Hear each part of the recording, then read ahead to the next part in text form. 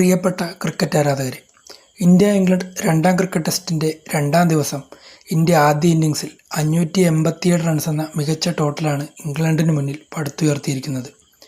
ഇന്നലെ നമ്മൾ പറഞ്ഞതുപോലെ ശുഭ്മാൻ ഗില്ലിന് തൻ്റെ സെഞ്ചുറി ഡബിൾ സെഞ്ചുറി ആക്കി മാറ്റുവാൻ സാധിച്ചു. അതുപോലെ തന്നെ നമ്മൾ പറഞ്ഞ മറ്റൊരു കാര്യമായിരുന്നു ജഡേജയും ശുഭ്മാൻ ഗില്ലും ചേർന്ന പാർട്ട്ണർഷിപ്പ് 100 റൺസിന് മുകളിൽ വരട്ടെ എന്നുള്ളത്. ഇരുവരും ചേർന്ന് 203 റൺസാണ് 6ാം വിക്കറ്റിൽ ചേർത്തത്.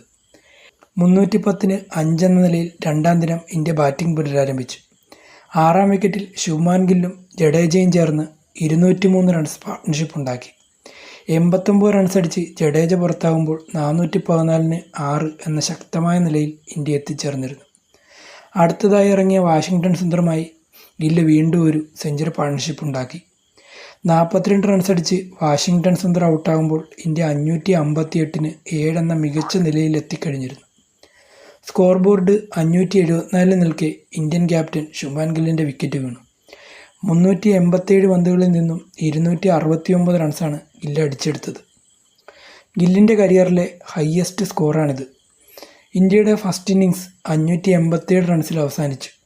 മറുപടി ബാറ്റിങ്ങിനിറങ്ങിയ ഇംഗ്ലണ്ടിന് തുടക്കത്തിൽ തകർച്ച നേരിട്ടു. 25 റൺസ് എടുക്കുന്നതിനിടെ 3 മുൻനിര ബാറ്റർമാരെ ഇംഗ്ലണ്ടിന് നഷ്ടമായി. ആദ്യ ടെസ്റ്റിലെ മാൻ ഓഫ് ദി മാച്ചായിരുന്ന ബെൻ ഡക്കറ്റ് 1 റണ്ണ് പോലും അടിക്കാതെയാണ് പുറത്തായത്. രണ്ടാം ടെസ്റ്റിൽ അവസരം ലഭിച്ച ആകാശ് ദീപ് തൻ്റെ 2ാം ഓവറിലെ 4ാം പന്തിൽ ബെൻ ഡക്കറ്റിനെയും 5ാം പന്തിൽ ഒലി പോപ്പിനെയും 0-ന് പുറത്താക്കി. 4ാം വിക്കറ്റിൽ ഒത്തുചേർന്ന് ജോ റൂട്ടും ഹാരി ബ്രൂക്കും ചേർന്ന് വലിയ നഷ്ടങ്ങളില്ലാതെ രണ്ടാം ദിനം കളി അവസാനിപ്പിച്ചു. നിലവിൽ 77-ന് 3 എന്ന നിലയിലാണ് ഇംഗ്ലണ്ട്. 3ാം ദിവസം ഇംഗ്ലണ്ടിനെ ചെറിയ സ്കോറിൽ ഒതുക്കി ഇന്ത്യ വലിയ ലീഡ് സ്വന്തമാക്കും എന്ന് തന്നെ നമുക്ക് പ്രതീക്ഷിക്കാം. 3ാം ദിവസത്തെ കളിയുടെ വിശകലനമായി നമുക്ക് വീണ്ടും കാണാം.